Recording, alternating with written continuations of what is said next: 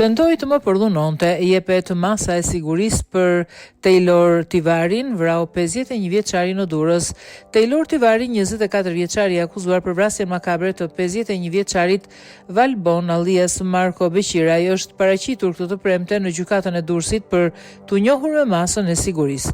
Trupi i pajeti 51 vjeçarit u gjeti masakruar me thik në banesën e tij, në katin e 4 të një pallati në lagje numër 12 të qytetit bregdetar, rreth 9 orë pas krimit që ndodhi mëngjesin e 24 shtatorit 2025, rreth orës 10. Viktima u zbulua nga nipi i tij në orët e mbrëmjes, po asaj dite rreth orës 19. Sipas policisë, Taylor Tivari kishte hyrë në banesën e Beqirajt në pretekstin e blerjes së kokainës, por situata është përshkallëzuar në një konflikt që përfundoi në vrasje brutale.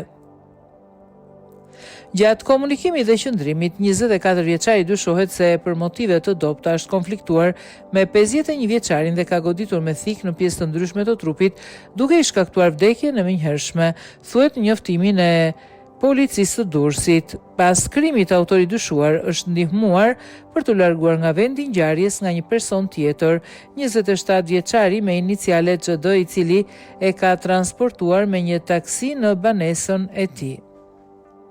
Policia bëri të ditur se në vijim të hetimeve janë siguruar prova ligjore që mbështesin autorsinë e dyshuarve. Të dytë personat e arrestuar në flagrancë një ditë pas krimit në 25 shtator. Gjatë marrjes në pyetje, Tivari dha një dëshmi tronditse për motivin e ngjarjes, duke pretenduar se ishte viktimë e një tentative për përdhunim.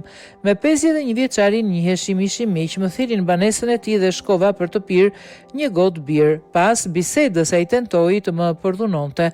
Tentova të mbrojsha, por ai ishte më i fuqishëm, i shpëtova, mora thikën e bukës dhe e qellova. U përleshëm sepse nuk më lejonte të largohesha. Jam larguar i tronditur dhe nuk e mendoja se do të vdiste. Hetimet për zbardhjen e plotë të rrethanave të kësaj ngjarje të rëndvijojnë, ndërsa pritet që prokuroria të kërkojë masën e sigurisë arrest me burg për të dy të arrestuarit.